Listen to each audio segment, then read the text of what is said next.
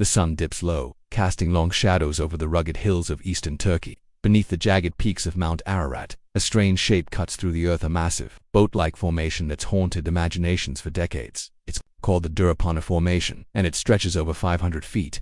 It's outlined too precise, too deliberate, to be just another quirk of nature. For generations, people have whispered about this place, wondering if it could be the final resting, a place of Noah's Ark, the ancient vessel said to have carried life through a world-drowning flood. Now, in 2025, a team of researchers has returned with cutting-edge tools, unearthing clues that make the ground itself seem alive with secrets. What they've found isn't just dirt and rock, it's a story that could rewrite history, or at least make us question everything we thought we knew. It all started with a photograph snapped from the sky in 1959 by a Turkish army captain named İlhan Durupinar. He was on a routine aerial survey when he spotted it, a massive, ship-shaped ridge carved into the mountainside. From above, it looked like a ghost of a vessel, half buried, frozen in time. The news spread like wildfire from local villages to global headlines. By the 1960s, journalists from the BBC and photographers from National Geographic were trekking through the dusty valleys, their cameras trained on this oddity. Adventurers, scientists, and believers followed, each drawn by the same question: could this be the Ark?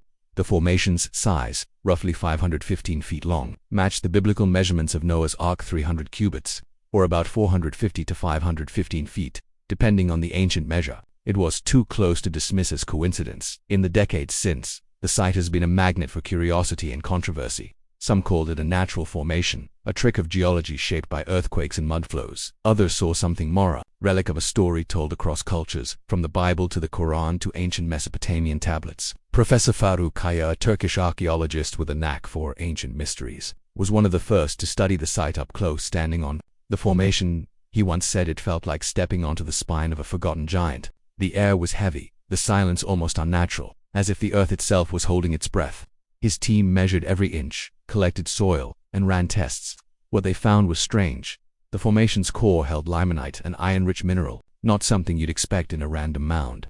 The dimensions were too precise, the shape too deliberate. It didn't add up. Fast forward to 2021, when a joint team from Istanbul, Agri, and Andrews University in the United States arrived with high-tech gear.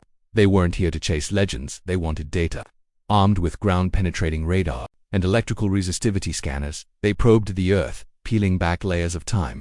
The first scans were a shock. Beneath the surface, the machines painted a picture of straight lines, sharp angles, and boxy shapes, patterns that screamed structure, not chaos. A central corridor stretching nearly 234 feet appeared on the screens, flanked by chambers on either side. The layout was eerily symmetrical, like the skeleton of a massive ship.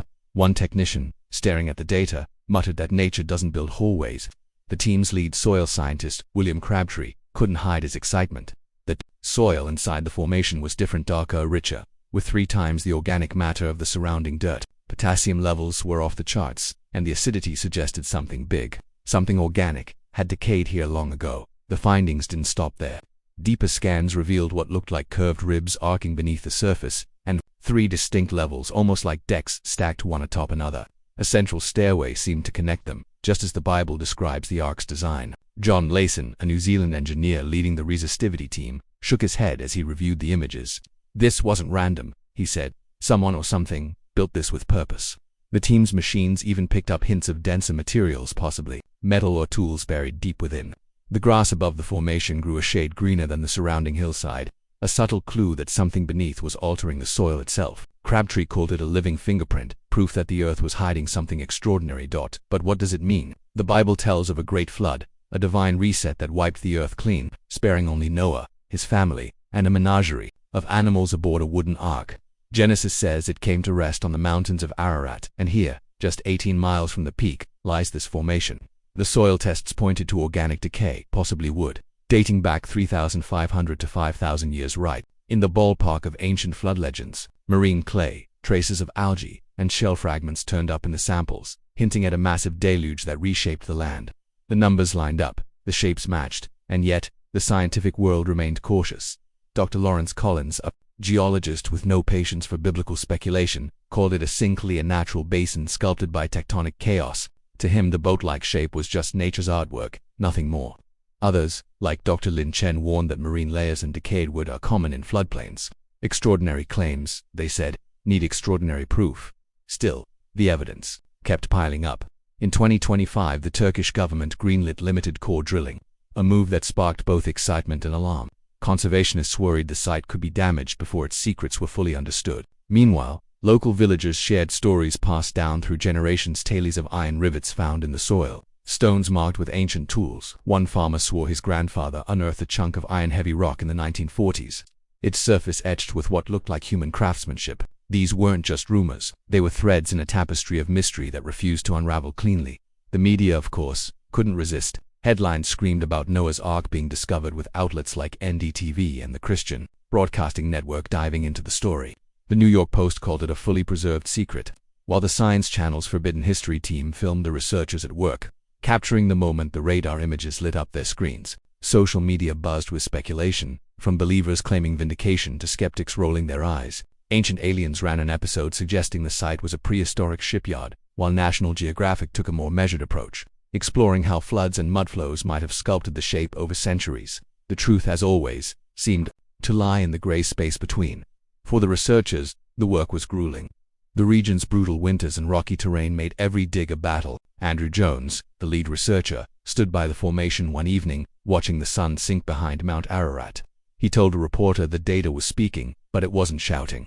Every scan, every sample, added a piece to the puzzle, but the full picture remained out of reach. The team planned to return in 2026 with more advanced tools, hoping to drill deeper without disturbing the site. They were racing against time, weather, and the growing crowds of tourists who now flocked to the area, their buses clogging the narrow roads. The locals had mixed feelings. For them, the formation was more than a scientific curiosity, it was part of their identity. Elders spoke of childhoods spent exploring the hills, of strange finds buried in the dirt. A teacher in a nearby village complained that tourists treated their stories like fairy tales, snapping photos while ignoring the deeper meaning. Yet the influx of visitors brought money, and the Turkish government saw potential. Plans were drawn up to turn the site into a major attraction, complete with a visitor center and guided tours. UNESCO, however, raised red flags, warning that unchecked excavation could destroy whatever lay beneath. The tension was palpable, science, faith, and commerce colliding on a remote hillside. What makes Durupinar so compelling isn't just the data, it's the questions it raises. If this is the Ark, what does it mean for the stories we've told for millennia? The Bible, the Quran, and ancient texts like the Epic of Gilgamesh all speak of a great flood, a cataclysm that reshaped the world. Could this formation be a physical echo of that event?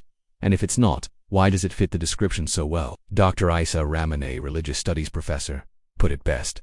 This isn't just about dirt and rocks. It's about what we want to believe. For some, the formation is proof of divine intervention. For others, it's a geological oddity. For most, it's a mirror reflecting our need to connect with something ancient, something bigger than ourselves. The soil itself seems to whisper secrets. Tests revealed lignin derivatives, compounds tied to wood decay buried deep within the formation.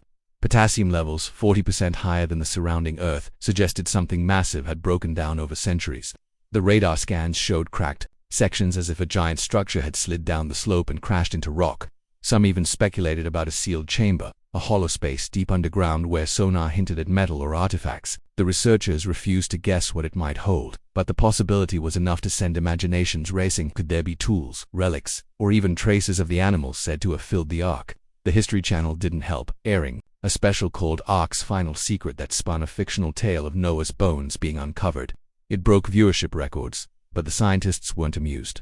The deeper they dug, figuratively, for now, the stranger things got. Moraine sediment, dated to around 4,800 years ago, lined up with the timeline of ancient flood myths. Traces of algae and shell fragments suggested water had once surged through these hills, reshaping the land. Dr. Elena Marquez, a marine archaeologist, told a reporter the evidence pointed to a flood powerful enough to leave a mark on human memory, not just a local event, but something that echoed across cultures, from Mesopotamia to the Mediterranean. Yet skeptics like Dr. Chen reminded everyone that floodplains naturally hold such traces. The formation's precise layout, 3 decks, a central corridor, side chambers, might be a fluke. They said, nature can play tricks, sculpting shapes that look deliberate to the hopeful eye.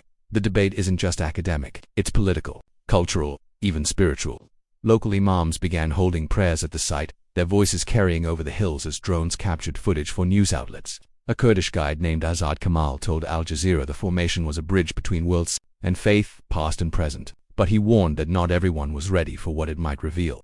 The Turkish government saw dollar signs, pushing for more excavations to boost tourism. Meanwhile, theologians weighed in. Rabbi David Volper wrote in a Time magazine op-ed that The ARK, real or not, was a symbol of survival, a reminder of humanity's resilience, whether carved by water or built by ancient hands. The formation had already etched itself into history. The researchers kept their focus narrow. They weren't here to prove or disprove the Bible.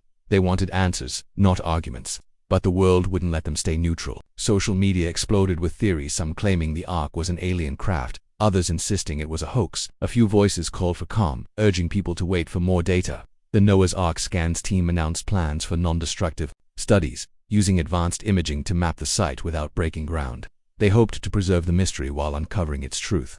Every new scan brought them closer, but also deepened the enigma. The formation was too perfect to be random, yet too ambiguous to be certain. For the villagers, the site was both a blessing and a burden. Tourism brought jobs, but also noise and disrespect. A local shop sold miniature arks carved from wood, each one a tiny replica of the formation. Visitors came in droves, some praying, others snapping selfies. One tourist, a woman from Texas, told a reporter she felt the presence of something divine standing on the ridge. A scientist nearby rolled his eyes, muttering about confirmation bias. That's the thing about Durupinar, it's a place where everyone sees what they want. Believers see a miracle, skeptics see a rock, and the truth, as always, hides somewhere in between. The science, though, is undeniable. The soil's chemical makeup, high carbon, potassium, and acidity points to something organic, something that lived and died long ago. The radar images, with their sharp angles and layered decks, suggest a structure built with intent. The marine sediment, dated to a time when ancient floods were recorded in clay tablets, adds weight to the story. But weight isn't proof. The researchers know this, and they're careful not to overstep. Andrew Jones told a journalist the data was compelling, but not conclusive. They needed more scans, more samples, more time. The Turkish winter was closing in, and the team was packing up, their tents folded under the shadow of Ararat. They'd be back, they promised, with tools that could see even deeper. What's buried here? Maybe it's the ARK, a wooden giant that carried life through a drowned world. Maybe it's just a quirk of the earth, a geological coincidence that mimics a ship. Or maybe it's something else entirely, a relic from a forgotten people, or the story we haven't yet learned to read. The Durupinar formation doesn't give easy answers. It's a puzzle, a challenge, a question carved into the hillside. Every scoop of dirt, every scan, every whispered legend adds to the mystery. And as the sun sets, painting the valley in gold and shadow, one thing is clear. This place, whatever it is, refuses to be forgotten. It calls to us, daring us to dig deeper, to wonder, to believe, or at least to keep asking. The wind picks up, rustling through the grass atop the formation. It's quiet now, but the earth beneath hums with possibility. The researchers will return, their machines humming, their questions burning. The locals will watch, torn between pride and frustration. The world will wait, some with faith, others with doubt, all with curiosity. What lies beneath this Turkish hill? A myth made real, or a reality lost to myth? Only the ground knows. And it's not ready to tell, not yet. But every layer peeled back, every secret uncovered, brings us closer to an answer. And maybe, just maybe, that answer will change everything.